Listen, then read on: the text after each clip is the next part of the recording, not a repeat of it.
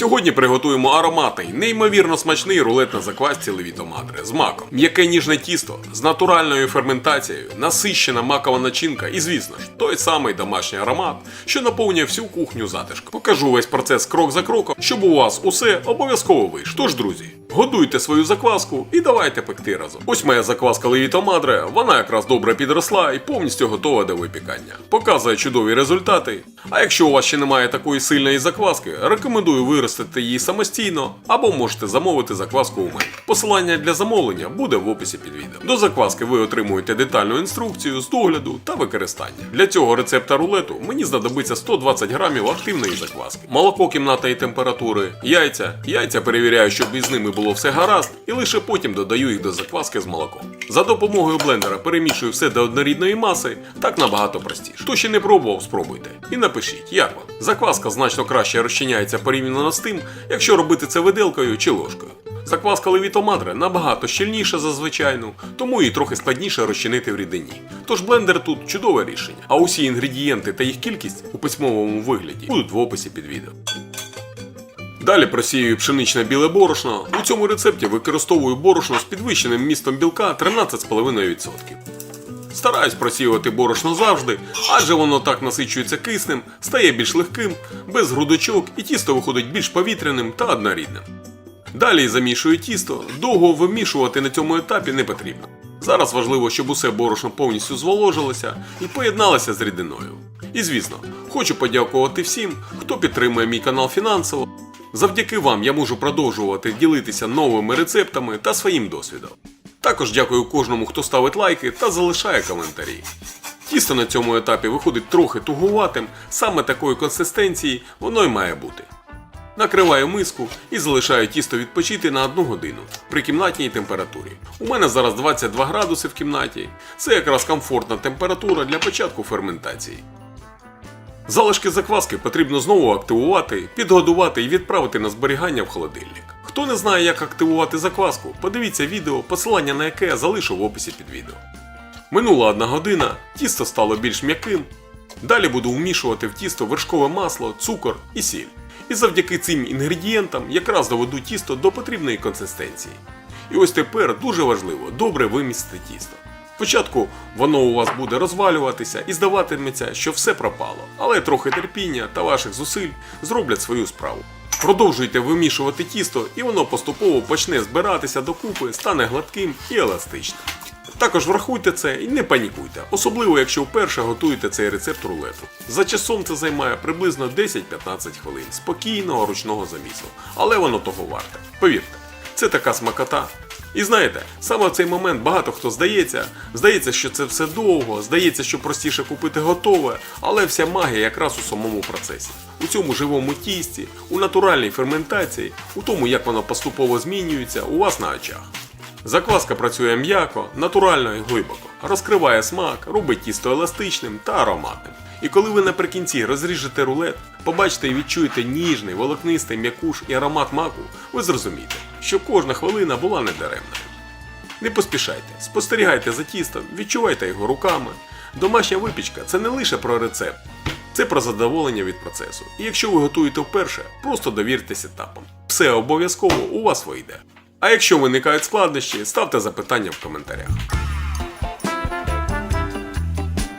Зібрав тісто докупи, подивіться, яке воно гладеньке, краса. Вимісив чудово, ось так у вас і має бути. Перекладаю в миску, накриваю харчовою плівкою, тільки не накривайте рушником, щоб за час бродіння тісто не підсохло. І тепер залишаю на бродіння при кімнатній температурі на 1,5 години. Далі відправляю на холодну ферментацію в холодильник на 16 годин.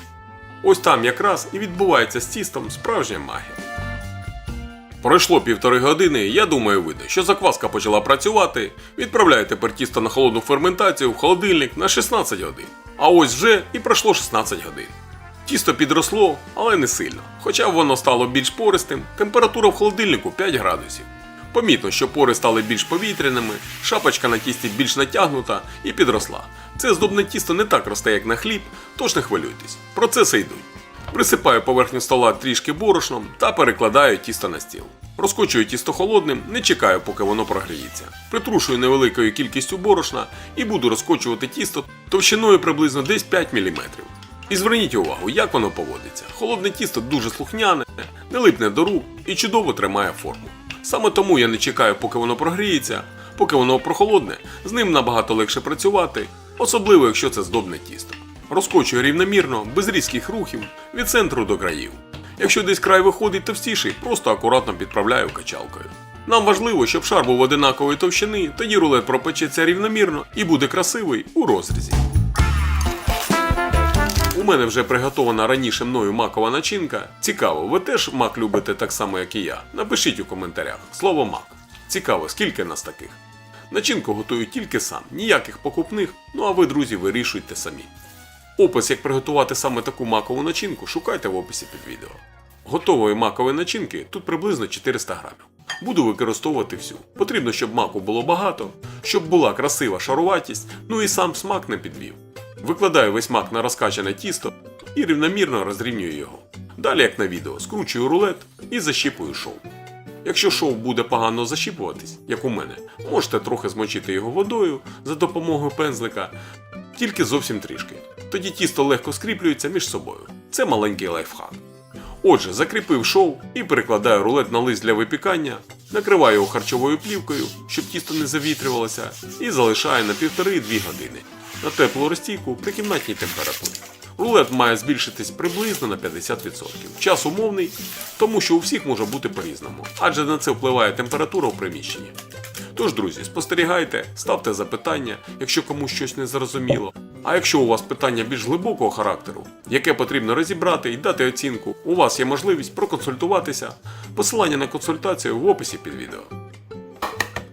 Далі розбиваю одне яйце і відділяю жовток від білка. Додаю 1 столову ложку молока і ретельно розмішую. Далі змащую цією сумішю жовтка і молока всю поверхню рулету за допомогою пензлика. Це потрібно для красивого кольору вже спеченого рулету. Потім за допомогою дерев'яної шпажки проколюю рулет по колу для того, щоб виходила пара із середини рулету під час випічки і його не розірвало.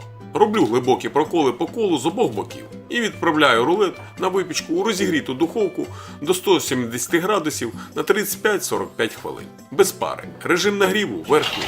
Положення дека трішки нижче середнього, щоб рулет не підгорів. І так випікайте до красивого рум'яного кольору.